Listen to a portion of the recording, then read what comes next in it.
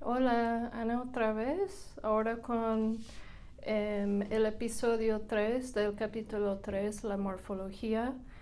En el episodio 3 voy a repasar la morfología derivativa, la prefijación y la sufijación. Bien, empecemos.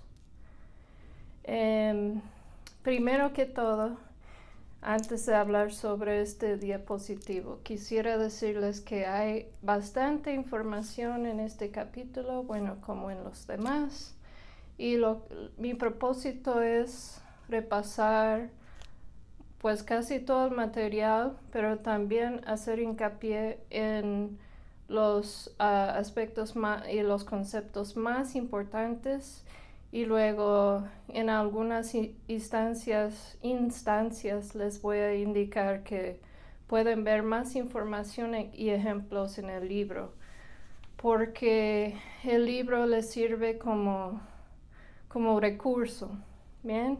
Entonces, para que entiendan los conceptos de mayor importancia y luego, si quieren ejemplos de esos conceptos, pueden ver el libro. Bien. Les digo eso también para que no estén tan abrumados por tanta información, porque sí hay algunos conceptos claves. Okay. La derivación es el procedimiento que ocurre en la formación de palabras y que de una forma u otra incide sobre el significado de una unidad léxica. Es decir, que ya hablamos sobre la flexión y que no tiene nada que ver, no cambia el significado. Con la derivación sí hay un cambio de significado. Patrones que muestran regularidad en la creación de palabras. Eso es lo que se estudia la derivación. Por ejemplo, tienen libre aquí y otros términos derivados de libre. Entonces, esto es muy importante, es sobre la creación de palabras. Esa es la magia del lenguaje, que tenemos esa opción de crear otras palabras. ¿Okay? Los procesos derivados de la unión de un prefijo o un sufijo a la base léxica de una palabra se denominan prefijación y sufijación. Y esos son los dos temas principales de este episodio. La prefijación es el proceso derivativo que añade un prefijo a la raíz. Son morfemas ligados, los prefijos, y cada prefijo añade un significado concreto a la palabra, con que va unido es la raíz, ¿no? Pero sin cambiar su categoría léxica, ¿bien? Eso es un prefijo. Ejemplos: apolítico significa sin, anticonstitucional, en contra de, bisexual, que son dos en vez de uno, interpersonal, entre, subterráneo, bajo. Entonces la categoría léxica no cambia. Apolítico, político es un adjetivo, apolítico es otro adjetivo, por ejemplo.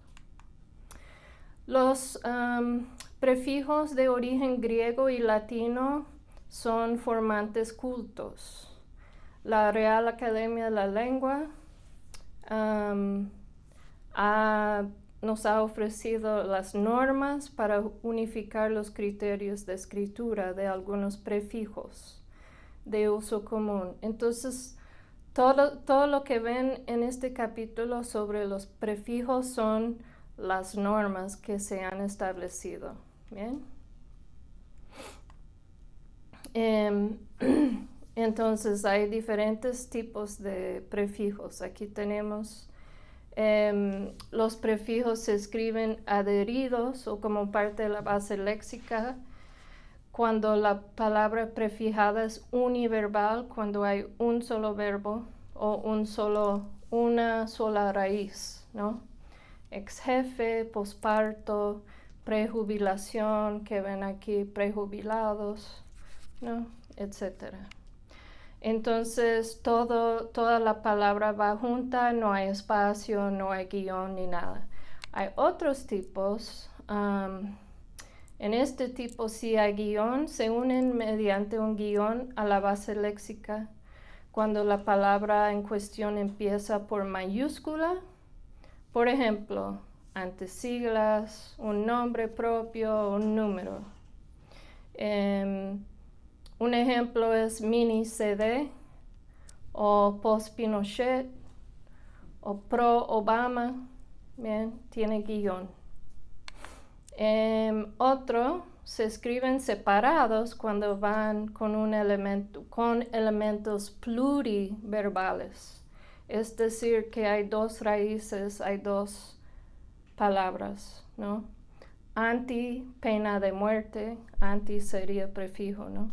Ex, secretario de Estado, pre, tercera edad, pro, derechos humanos. ¿Bien? Pero yo encontré este ejemplo, buscando ejemplos para ustedes. Este es del 7 de octubre de 2019 y tiene aquí ex secretarios como una palabra. Entonces sí hay variedad. A veces van a ver algo diferente, ¿no? Entonces aquí tienen que pueden ver en su libro los prefijos de origen griego y los de origen latino. Bien. En las tablas 3.5 y 3.6. Ahora vamos a ver los sufijos, la sufijación, que es mucho más complicado, diría yo. Es proceso por el cual se añaden los morfemas flexivos y o derivativos a la raíz. Entonces los prefijos son solamente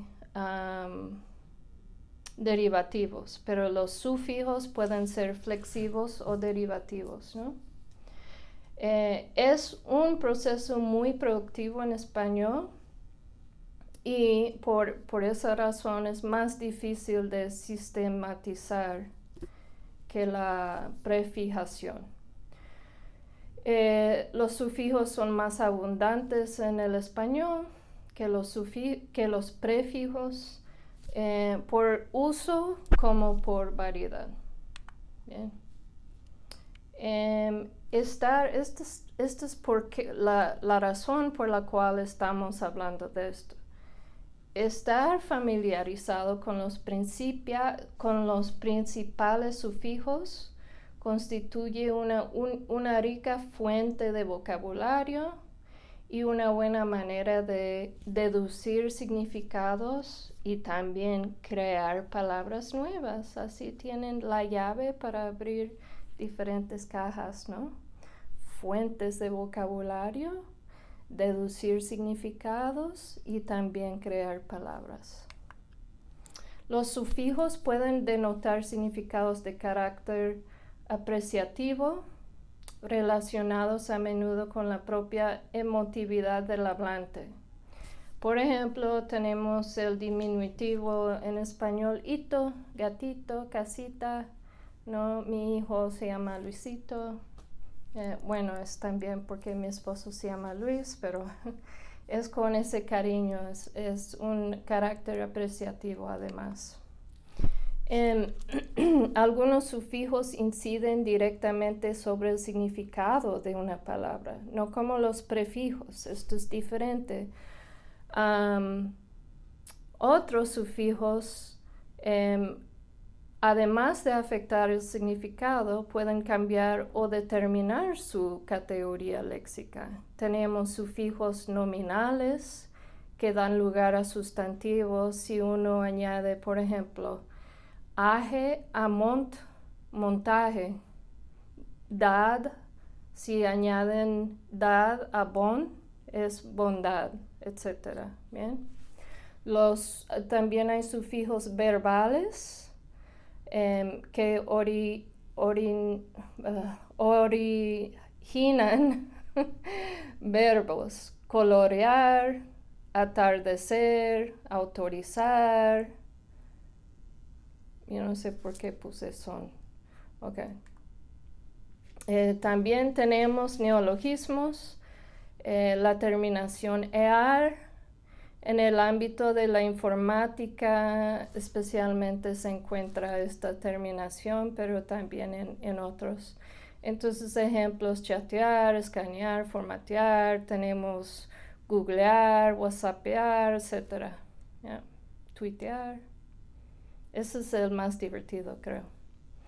Hay sufijos que pueden a su vez derivar en un sustantivo pretendiente o un adjetivo diligente.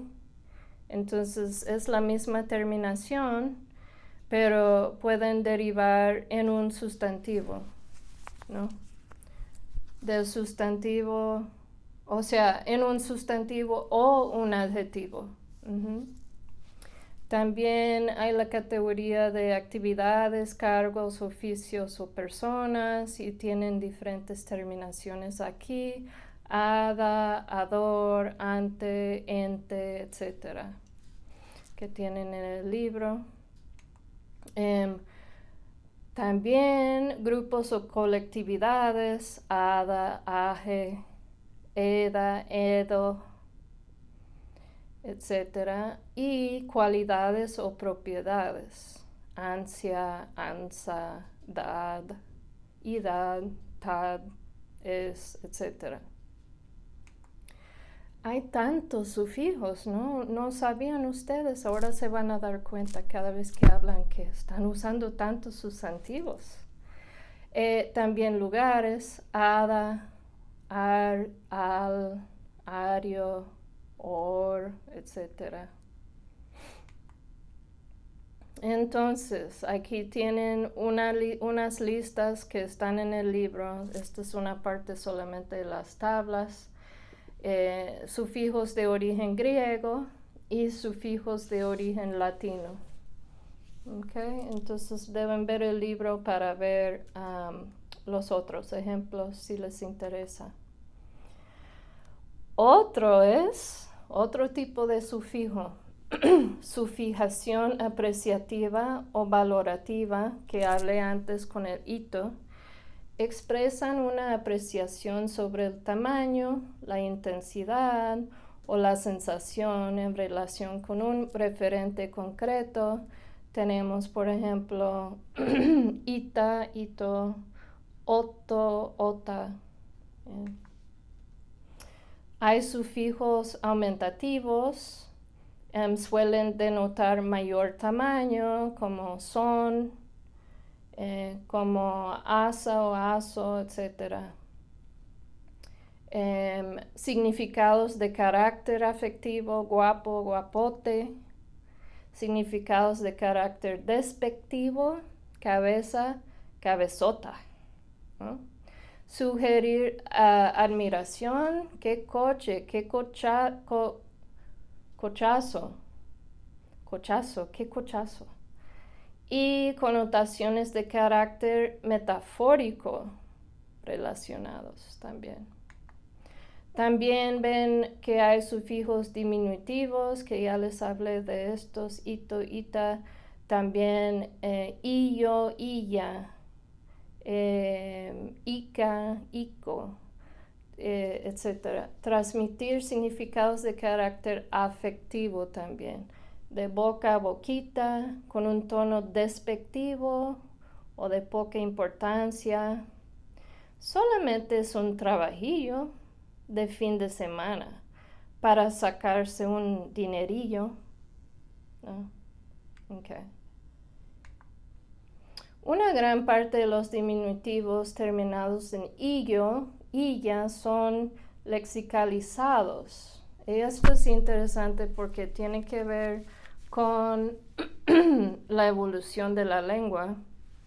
Han perdido su significado apreciativo que tiene que ver con el tamaño, por ejemplo, y han pasado a identificar un referente extralingüístico distinto, es decir, tienen otro significado aparte. De cama a camilla, por ejemplo. Fruta, frutilla o frutilla, como dicen los argentinos. Bien. Entonces a veces cambian de un diminutivo a tener otro significado aparte. Luego tenemos los denominados hipocorísticos o apelativos. Cariñosos o familiares se asocian con los diminutivos lexicalizados porque indican nombres propios y no necesariamente relacionados con tamaño, etc.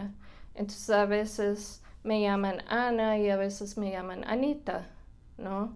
O Carmencita o Juanito. Y a veces tiene que ver con el tamaño, otras veces tiene que ver con algo apreciativo, como les indiqué con Luisito, pero también como él es el más chiquito, depende de, ¿ok? Y además en el inglés tenemos, por ejemplo, ahora tenemos el nombre Anita, que es un nombre diferente a Ana. Ok. O otro ejemplo, taquito en español sería un taco chiquito, pero ahora taquito es diferente, es como un brollo, ¿no? Ok. Además tenemos sufijos peyorativos. No suelen guardar relación con el tamaño físico, sino más bien con un uso despectivo de un término. Y se usan ucho, hacho, ucha, eja, palabreja, por ejemplo, casucha, ¿no? Que es una casa muy fea, esa casucha. Bien, entonces esos son los sufijos peyorativos. Y superlativos. Ísimo, ísima, altísimo, altísima. Y los irregulares que se construyen con sufijos érrimo, érrima, y también con los que puede cambiar también la raíz del adjetivo, célebre, celebérrimo, libre, libérrimo. Dos formas del superlativo abundante son pobre, pobrísimo, ¿no? Por ejemplo. Okay. La sufijación apreciativa puede revestir bastante dificultad para un hablante de español de segunda lengua. Muchos de estos sufijos poseen componentes relacionados con la dimensión afectiva, es decir, que los que hablan español como segunda lengua tienen que aprender esto, además del significado de las palabras, también entender que va con eso algún tipo de dimensión afectiva. ¿Ya? Entonces, si tú dices casucha, esa casucha, no van a entender. Probablemente van a pensar que casucha es otra palabra a casa. Okay. Vamos a descansar y regresamos con el episodio 4. Gracias.